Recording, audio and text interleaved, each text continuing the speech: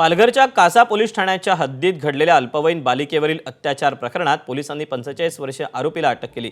या प्रकरणी आरोपीविरोधात पोस्को कायद्यासह विविध कलमांनुसार गुन्हा दाखल करण्यात आलाय। न्यायालयाने त्याला 9 मे पर्यंत पोलीस कोठडी सुनावली। आरोपीला कठोरात कठोर शिक्षा देण्याची मागणी पीडितेच्या बहिणीने केली। दरम्यान आमदार नीलम गोऱ्हे यांनी कासातील उपजिल्हा रुग्णालयात जाऊन पीडित बालिका आणि तिच्या कुटुंबियांची भेट घेतली।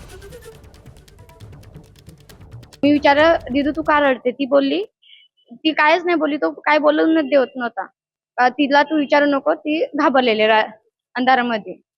आणि नंतरला तो आम्हाला आमच्या घरी सोडायला आला। घरी सोडलं आणि तिथे जेवण वगैरे केलं, झोपलं।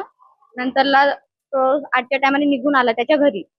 मी बहिणीला विचारलं, "दीदू तू रात्री का रडत होती?" ती बोलली का माझ्यासोबत ह्यानी अंधारात नेऊन गलत काम केले। माझ्या ह्यानी काच्यासारख्या बहिणीला असं केले ना, ह्याला कठोर शिक्षा झाली पाहिजे।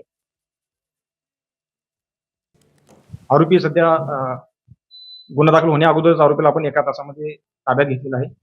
विक्रमगड हद्दीतून त्याच्या गावाच्या 5 किलोमीटर अंतराच्या दरम्यान त्याला ताब्यात घेतलेला आहे। त्याला अटक केलेलं आहे। तपास स्वतः आम्ही करत आहोत। त्याला काल न्यायालयामध्ये हजर केला असता त्याला पोलीस 4 दिवसाची दिनांक 9/5/2026 पर्यंत 4 दिवसाची पोलीस कस्टडी रिमांड मिळालेली आहे।